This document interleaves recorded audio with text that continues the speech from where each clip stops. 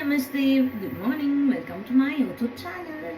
So ಇವತ್ತು ಕಿಚನಲ್ಲಿ ಏನು ಮಾಡ್ತಿದ್ದೀನಿ ಅಂತ ಅಂದರೆ ಇದೆಲ್ಲ ಯೂಸ್ ಮಾಡಿ ಒಂದು ಅಡುಗೆನ ಮಾಡ್ತಿದ್ದೀನಿ. ಏನಪ್ಪ ಅದು ಅಂದರೆ ರವಾ ವಾಂಗಿಬಾತ್ ಮಾಡ್ತಾ ಇದ್ದೀನಿ. ಅದರಲ್ಲಿ ಏನು ಸ್ಪೆಷಲ್? ಆ್ಯಸ್ ಯೂಶುವಲ್ ವಾಂಗಿಬಾತ್ ಪೌಡರ್ನ ನಾನು ನಮ್ಮ ಮಸಾಲಾ ಮನೆ ವಾಂಗಿಬಾತ್ ಪೌಡರ್ನ ಯೂಸ್ ಮಾಡಿ ರವಾ ವಾಂಗಿಬಾತ್ನ ಮಾಡ್ತಾ ಇದ್ದೀನಿ. ನಾನು ಬನ್ಸಿ ರವೆನ ಯೂಸ್ ಮಾಡ್ತಾ ಇದ್ದೀನಿ.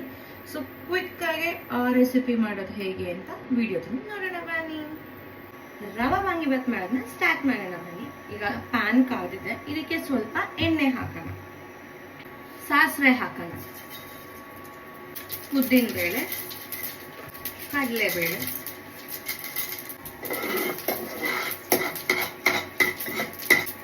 ಹಿಂಗು,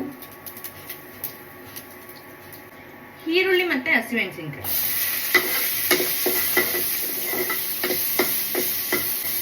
ಸುಮ್ಮನೆ ಫ್ಲೇವರ್ಗೆ 2 ಹಸಿಮೆಣಸಿನಕಾಯಿನ ಸೀಳ್ಬಿಟ್ಟು ಹಾಕಿದ್ದೀನಿ. ಖಾರನ ಪೌಡರ್ ಇಂದ ಕೊಡೋಣ. ಆಲೂಗೆಡ್ಡೆ ಹಾಕೊಳ್ಳೋಣ. ಈಗ ಬಿಳಿ ಬದನೆಕಾಯಿನ ಉದ್ದುದ್ದ ಕಟ್ ಮಾಡಿರೋದನ್ನ ಹಾಕೊಳ್ಳೋಣ.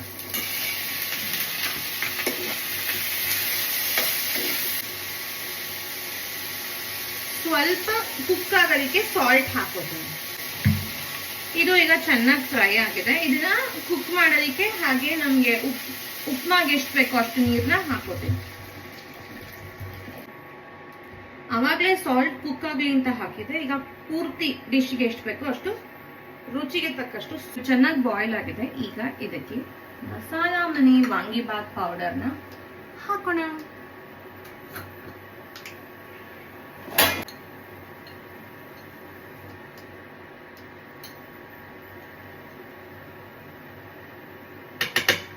ನಿಮಗೆ ಖಾರ ಎಷ್ಟು ಬೇಕೋ ಅಷ್ಟು ಹಾಕೊಳ್ಳಿ.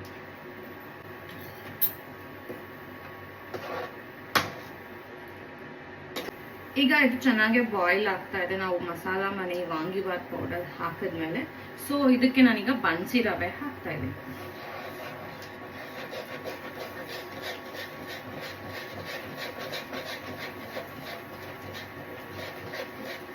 ಲೆಮನ್ ಸ್ಕ್ವೀಸ್ ಮಾಡೋಣ.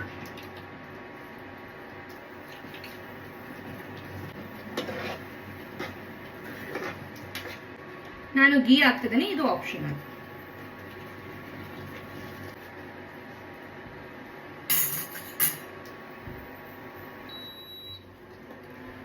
ಯಮ್ಮಿ ರವಾ ವಾಂಗಿಬಾತ್ ರೆಡಿ ಆಗಿದೆ. ನಿಮ್ಗೆ ಯಾರಿಗಾದ್ರೂ ಮಸಾಲಾ ಮನೆ ಪ್ರಾಡಕ್ಟ್ಸ್ ಬೇಕು ಅಂದ್ರೆ ಪ್ಲೀಸ್ ಕಾಂಟ್ಯಾಕ್ಟ್ ಮಾಡಿ, ನಮ್ಮ ಹತ್ರ ಆರ್ಡರ್ ಮಾಡ್ಕೊಳ್ಳಿ. ನಾವು ಎಲ್ಲಿಗೆ ಬೇಕಾದ್ರೂ ಶಿಫ್ಟ್ ಮಾಡ್ತೀವಿ.